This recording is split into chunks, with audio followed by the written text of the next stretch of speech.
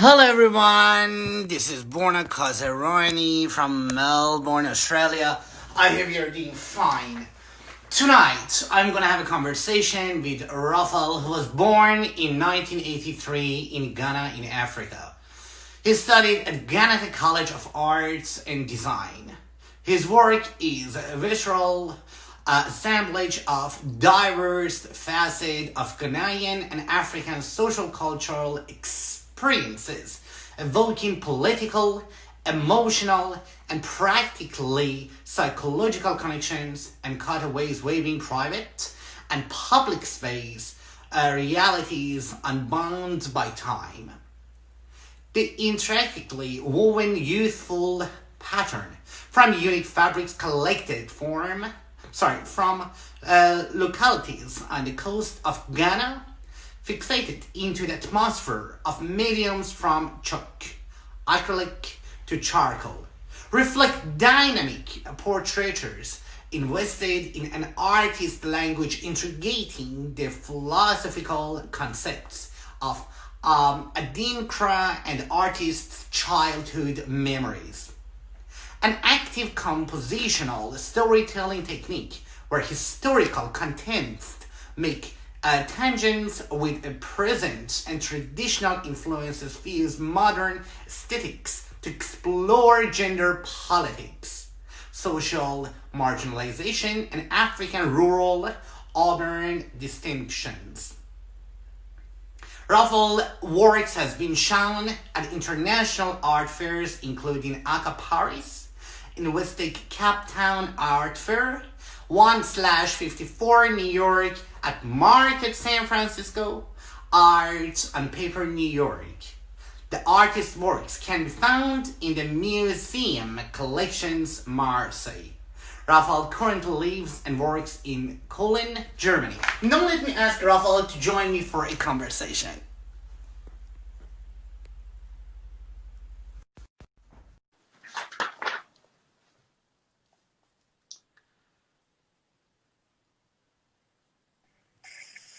Raphael, hello. Hello.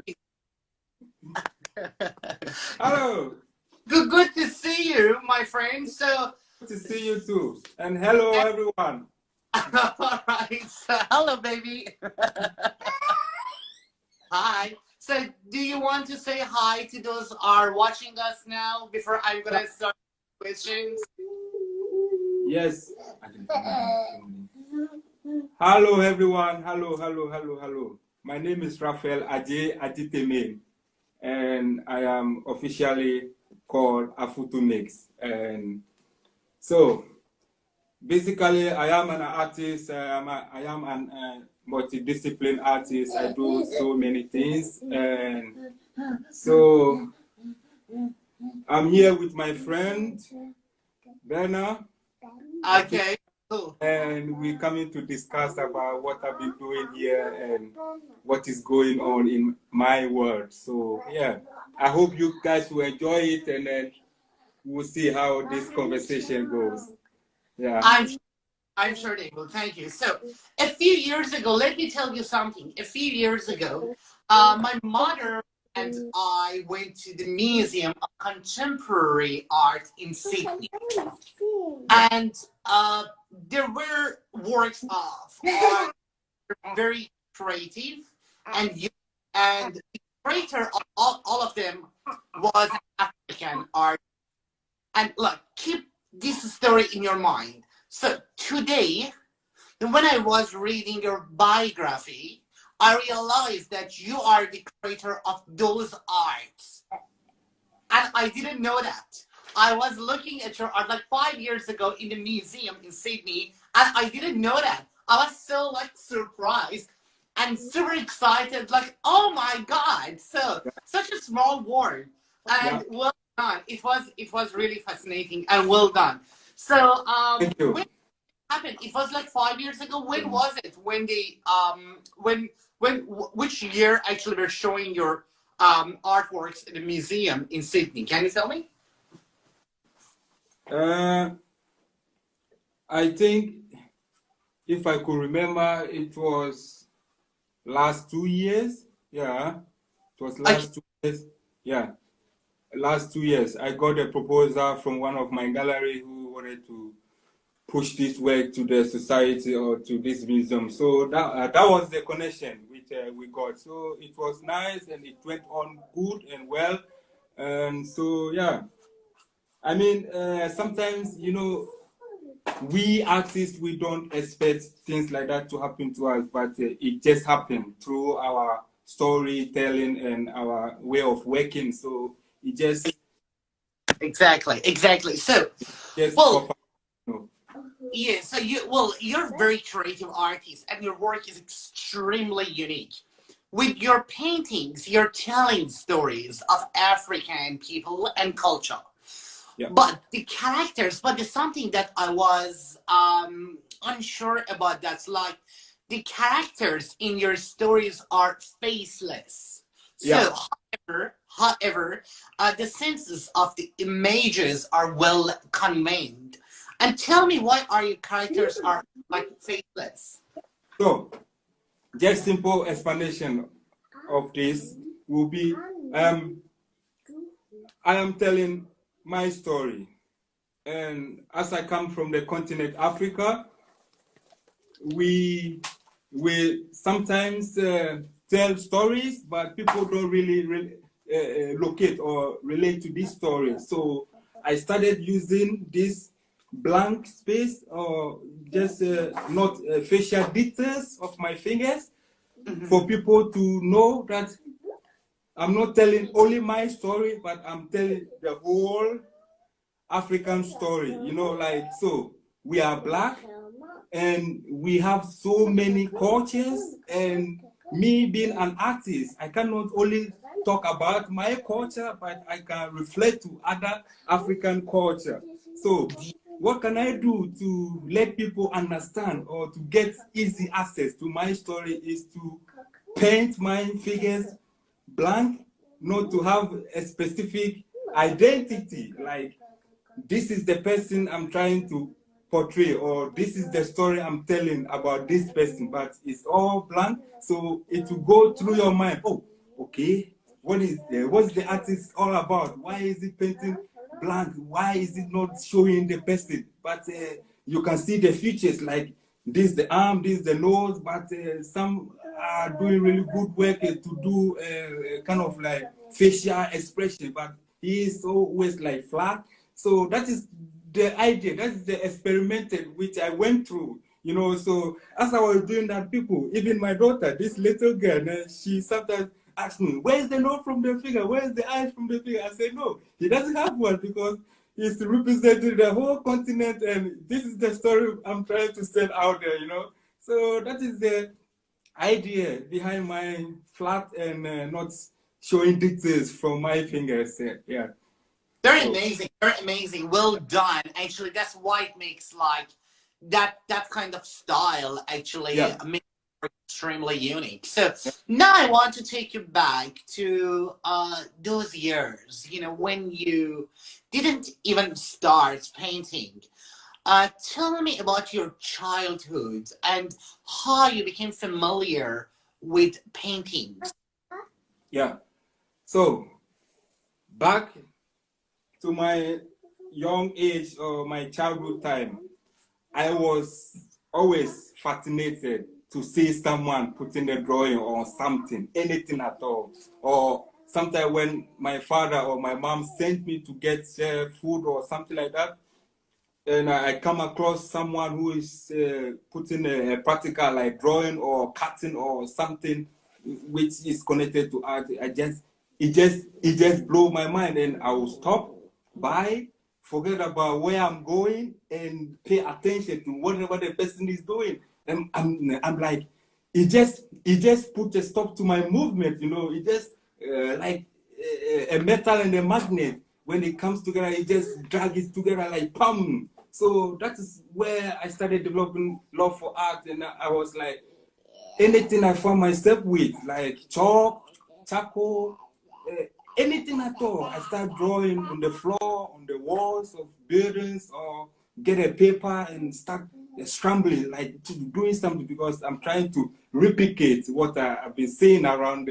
neighborhood where I'm living or where we were living. So that is where I started developing love for art. And my father and my mom saw that at my early age. So they sent me to an art school as I finished my basic school. That's where I studied the art and design. So it was like kind of like a childhood thing. But in my family, there's no artist, there's nothing like architecture, or no one was doing something connected to art, you know. So I was the one who developed this, and now most of my siblings and my cousins or my nieces, they are also practicing art, you know. They see me doing this and they developing a love for it gradually, you know. So it is my childhood thing which I'm doing now, and I've practiced, I would say, my whole life, you know. So Well, okay, that's very interesting. So you always knew that probably you had that talent,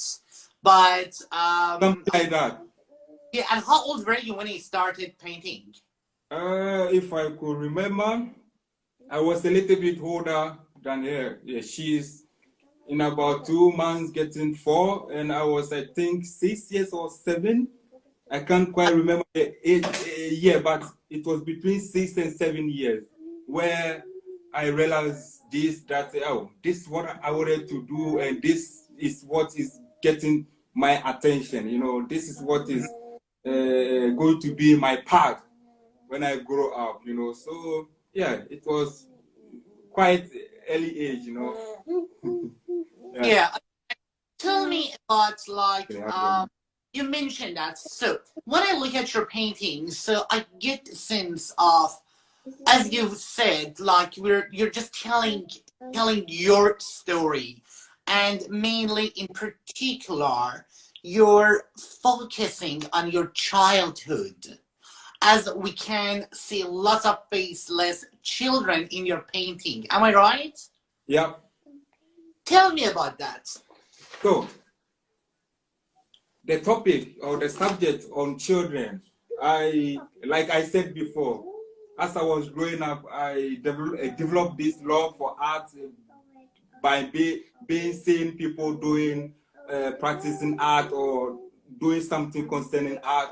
So I developed this series or this um, subject on children because as I was growing up, being wanted to become an artist, it wasn't that easy.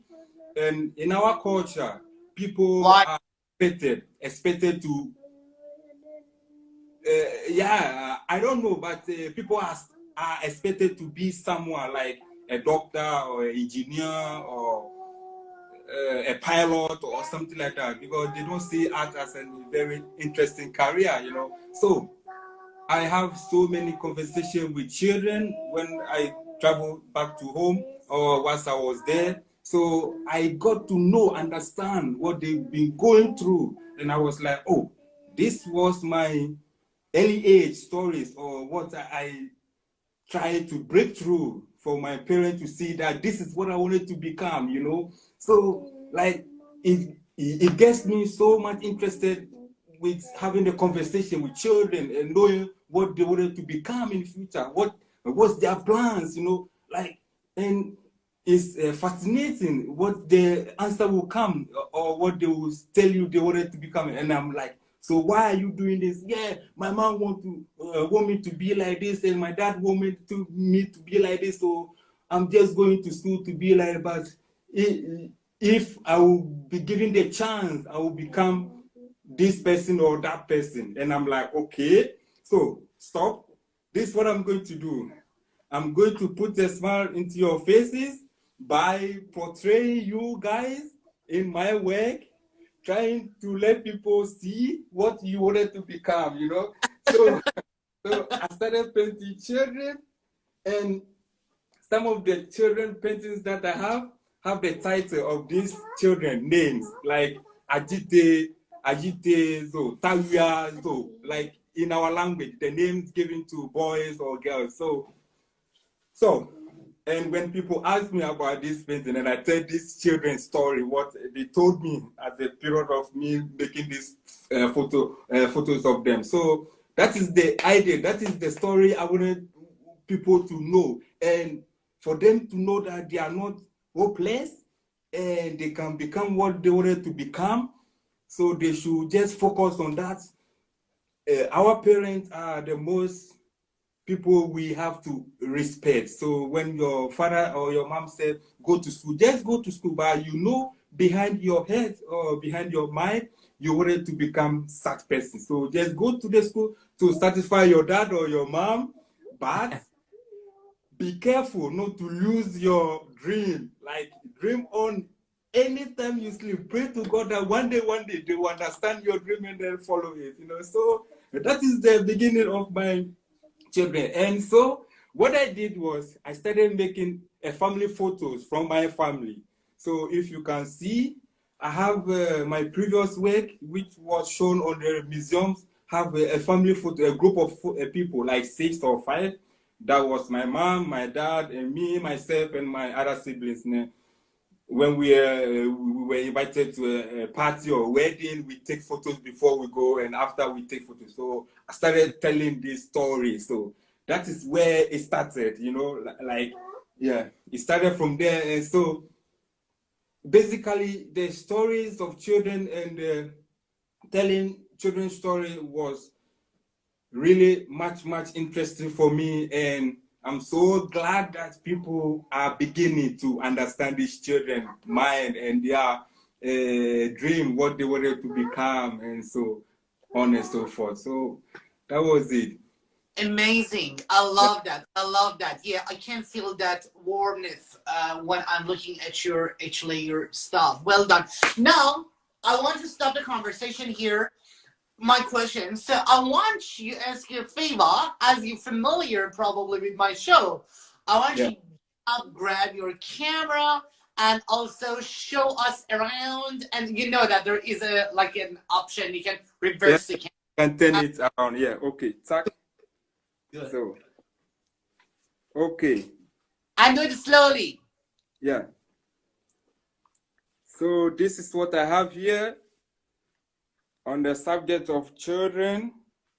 And this work is titled The Election Day. Election Day. Yeah, Election Day. So you can see that these children are standing by. All of them are facing backward. So this work I made because when is election day in Ghana or in Africa, I know in other African countries they have that also. So what children normally do is they are not allowed to vote because they are young. Yeah.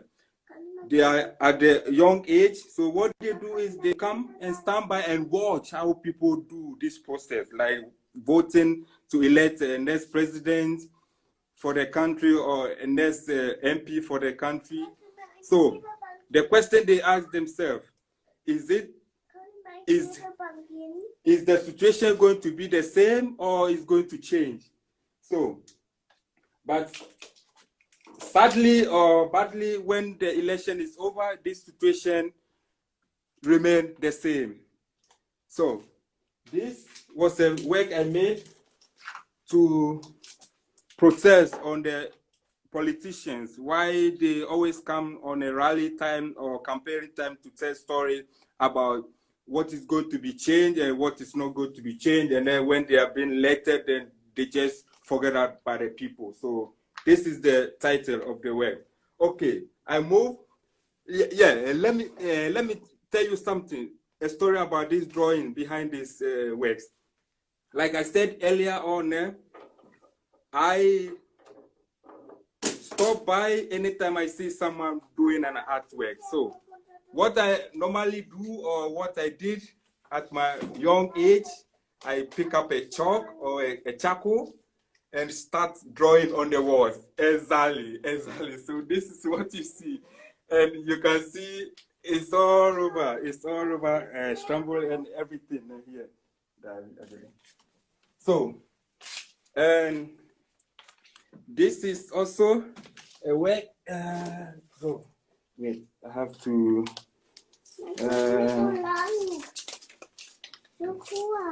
So,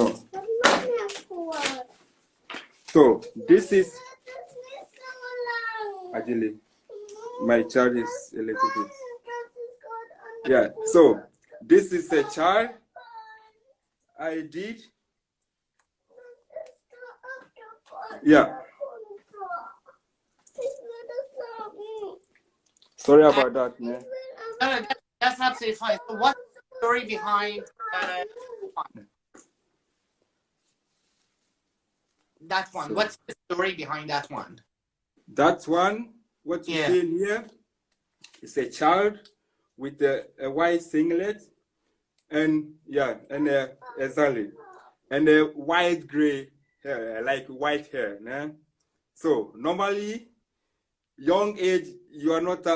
It's not. Yeah, it's not. So the story behind this work. So you've told me about that. You've told me about that. Let's move to the other one. Yeah. Okay. So this. You need to come a little bit back. You're shaking your camera a lot. So you need to come a little bit back. A little bit back. Yeah. So. Perfect. Okay. Yeah. Go on. Yeah. This is a Adidas series. I started around the Corona time, the quarantine time, and this a self-portrait of me. You know, yeah, it's a self-portrait of me, and I have mostly my fitness outfits from Adidas. So this is the idea behind it. My fitness time where the gym was closed and everything, so I have to do my fitness at home or sometimes at my studio. So this is the moment I used to develop this Adidas series. And wow. This is another one which I did. I do love. Yeah, and I did that sitting on a small couch, and this is the story behind it. So it was basically my own story, like I'm telling here. So also, this is George Floyd. As they murdered George Floyd at the time of the murdering and the protest, I collaborate with a gallery in London, which is called the Blank White Space. So we did this, I did this. So it is a edition print of 150 pieces, and the money will be shared between me and the George Floyd family. And after, we will donate this painting to George Floyd family in the state. Well done. Yeah. And so this is a little work I did years back. Yeah, it's a very old piece. I did at my school time as I was in the College of Art, and this is the drawing I did, and I love it so much, and it's one of my private collections here, and I'm going to keep that, never to give it out to anyone. And so let me show you what I'm working on now. Another Adidas series, and it's the same. Don't advertise for Adidas. Yeah, don't advertise for Adidas. Yeah. So that is it. And so basically, all my works are very huge, and I will show you some of the paperworks I have here, one after the other. I have to put them out. So what I can see on the painting are fabric, or is it all painting? All. So. Okay. This is the conversation time I had with the children, like I said before. And how the posture, you know, once I'm talking with these children, the posture they give back to me, I'm like, wow, let me take this and then just paint on them, you know. So this is basically the moment where I was having the conversation with the children and the posture they give to me. Yeah. Well done. Also, this is one of them. Yeah. Well done. It's amazing. Yeah. And so it's just a moment of remembrance, you know, like it's so interesting how these children have their own stories and trying to share it with me and me taking them and putting them in my work. So it's just an interesting moment and I love it so much, and I will continue portraying or telling their story as mine too to the world, you know. And this is one of my favorite pieces I made about a young boxer.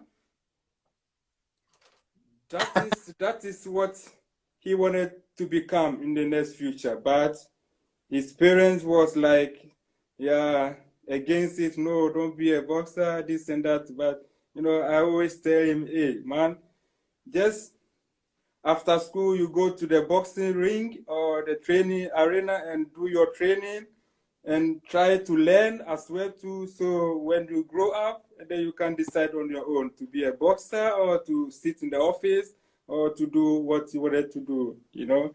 And this is the latest work I posted on my Instagram feed recently, and also a small girl giving me that posture. Like the conversation was so interesting, and then I said to her, hey, you know what, let me take a photo of you and then try to portray you on my pieces, you know. So that is it. So, yeah, I think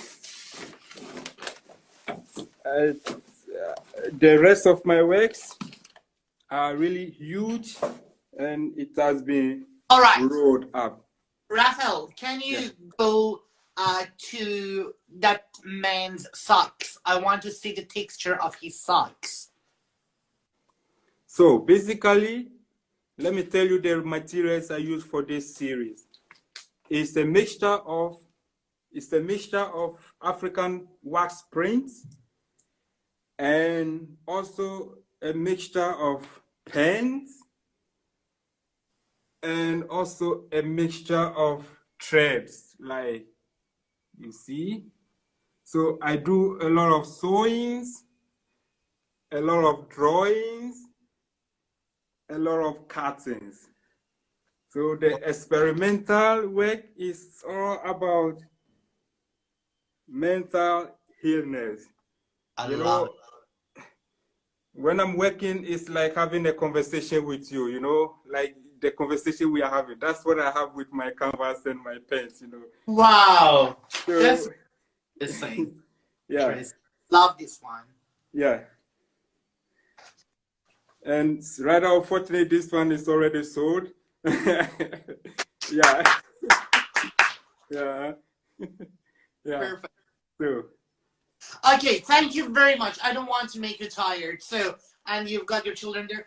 Your child is there. So, could you please go back and let me finish my questions? And there are lots of questions come through. Hopefully, I love this one. Every piece of what you've been doing and what you've done, I love it. Thank you. So, yeah. Okay, my question for you is, why did you move to Germany and working as an well, first of all, why did you move to Germany? So, me moving to Germany was the time I was living in Ghana. Like, I come from Ghana, that's where I live. So, I moved here. My time in Ghana, I got to know this girl who came from Germany. She's a German. We both fell in love, and then we started dating and everything. So she moved actually from Germany to Ghana, and we lived in Ghana for a couple of years. And then it comes to a time where she have to come back to her country, and I have to decide to follow my love or to just leave her to go. And I was like, okay, yeah, what am I going to do? I've built what I'm working on now. Like I've been in my country since I was born. Like, so I have all my friends, my connections and everything, my business, everything there. So I have to decide, leaving everything and coming to someone's country and start all over again. So it took me like almost 8 months to decide on this and say to her, okay, yeah, you don't worry, I will come with you. I will try everything possible and we'll start all over again. So I came in to Germany 2013. So till now is this September, I will be 7 years living here. So Okay. it wasn't that easy, but I tried to make connections, and today, here I am. Yeah. Of course, it's not easy. I understand that. So migrating actually is not an easy process. One of the hardest process actually, any human experience that I've experienced in myself. So working as an African artist in Germany, is that easy or not? The reason that I'm asking you about that is that there are thousands of demonstrations happening every day in the world regarding the Black Lives Matter. So yeah. I want you to talk actually about that. You talk to me. Yeah. Okay. So, yeah, it is everywhere, and it's not only here in Germany, but I can say what I'm going through here because I'm here, I'm in it, so I can tell more of here than other countries. So, as I came in, it wasn't that easy because it has been there, this matter of racism, like where are you coming from? Are you coming from Africa? And the question like, are you coming from Africa? Yes, Africa is a continent, but I'm coming from Ghana. So that's where it started this from. And yeah, can I touch your hair? Like, what is this? Like, yeah, you know, this kind of reaction and this kind of strange questions. But with time, you get to understand the people you are living here with. So you get used to it, and then you try to educate them, to let them understand that you are from here, you are not armed because of your skin color. You are also human. You are also supposed to be accepted to society, or society have to accept you as who you are, not being a black or something like that. So the protest has been going on, and sometimes we see it when we go out there, when we when we come to an encounter with people, how they look at us, and sometimes they go in and they will turn their back and look at watch us, and then yeah, okay. So, but it's kind of like strange, and then you be like, okay, am I not accepted here? Should I go back to my country? Or what can I do to let these people know the humanity or the social love that everyone have to have to his brother or his sister or something like that. So what I try to do, I always try to portray my African culture anywhere I go for people to understand where I'm coming from. So it doesn't come to a point where they will ask me, are you from South America or Brazil or Cuba or something like that, but they will know that this is an African. So everything he does is an African culture thing. So it has helped me a lot. And sometimes when people come to me and ask stupid questions, I give them stupid answers. Then like, hey,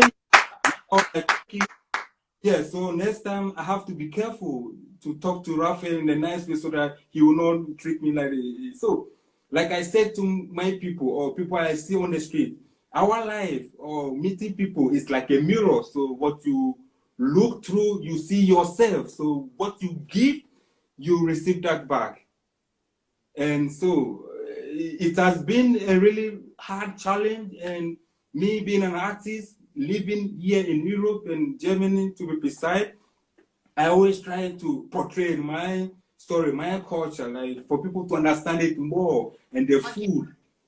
Okay, so because I'm sure you experience racism a lot, okay, and I've experienced racism not in Australia but in America a lot, okay, because I don't know, I've experienced that. Anyway, I kicked out of the store. Yeah. I was in Texas and I didn't have my identification, and the man said, "You have to show me the Texas ID." I said, "Well, I'm a traveler, so I don't take my passport everywhere, in particular in America." Anyways, how do you react? How do you when you? I'm sure, as I said, I'm sure you've been through that. So you've experienced racism. So when you encounter with such a like this sort of ignorance, so how would you react? How do you react? So my reaction. How do you educate that person? Yeah. For me, it has always helped me because my wife always tell me, Raphael, you are so good at that and this and that. So what I do at that moment, or what I will say to the person is that, oh, hello, yeah, it's nice that I don't have my ID card here with me, but are you asking everyone here where is the person? Exactly. ID card? So you ask the other person, I will try to provide mine.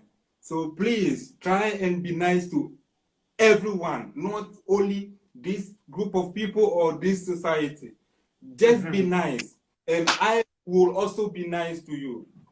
Yeah. Finish. That has helped me a lot, because the last time, I think a week after the George Floyd was murdered, I went to the gas station. Yeah. I know everyone have to put on masks at this moment, a face mask to cover the nose and the mouth. So I went to this store, or the gas station store, to pay for my fuel, which I bought. So, and it was standing on the door before you enter that only 2 people are allowed in there. So I was on the queue, and I saw one white guy who entered, and the woman, the cashier, didn't say anything to the person. So I saw that he was the only one in there, and then so when I entered, so it will be 2 people now in the store. So I did enter, and she was like, "No, go out. It's only 2 people, and I'm one and the other one." And I'm like, okay. I didn't say anything. The man went. It was my turn to pay for my fuel, and I said to her before I paid, "You know what? I saw someone standing here. You didn't say to the person, go out. We are more than 2 in there. So why are you saying it to me?" And you know what she said to me? She said, "I did not see him, that he just entered." Oh my God. So we were about 200 people in this store. 200 people in this store. You didn't see the 201 who just entered. Oh my God. And I'm like, just be nice. The same way, just be nice. And she said, yeah, I am nice. And I'm saying, no. I said, no, you are not. You are not. Yeah, you are not nice, you know. And I'm like, oh my God, this is what is happening. This is what we're going through. But, you know, like I said to you, I just replied the answer, the way you put it back to me. So it has always helped me. And I haven't faced any radical issue with people. You know what I found? These people want to ignore us. These people want to ignore me because I've got an accent. These people want to ignore you because you're not one of them. Because you're black, your hair is like, I don't know, like, you know. Yeah, exactly. Yeah, you know, these people, exactly. You know, but ignore these people because they're not ready. They are, you know, also, I found these people can be racist towards each other. So, Same nation, same nationality, same birth. So no, it can be. You know, no, it's not like this, or it's not your color, no. but the and it comes all from ignorance. So yeah, ignorance. Yeah, exactly. Exactly. And I find it that's very crazy. But you know what? I used to convince people because, you know, and they said, well, no, Iranian don't speak Arabic, you know, or they do this. But some people, they just don't want to listen. It doesn't matter what you say. And I've learned to just look at them and say, okay. You know, because someone who doesn't want to learn, who doesn't want to listen, they don't. It doesn't matter what you do. It doesn't matter what saves them, but they don't. And that's it. And that's it. Yeah. Crazy, but you know, it's crazy. And what I wanted to say, addition to this, is that it has been there years, like over 400 years, but still we trying to educate people through our work, through our art, through our conversation with people, but still they try to get us wrong, and the ignorance is still moving around. People are like, no, what you telling me? I don't want to hear that, this and that. But it is the gospel truth. Like, we are all humans, you know? Yeah. It doesn't matter where you're coming from, the society where you're coming from, or the continent, or something. We are all human. We contribute to our world, which we are living in right now. So why should we have to see someone most privileged than the other?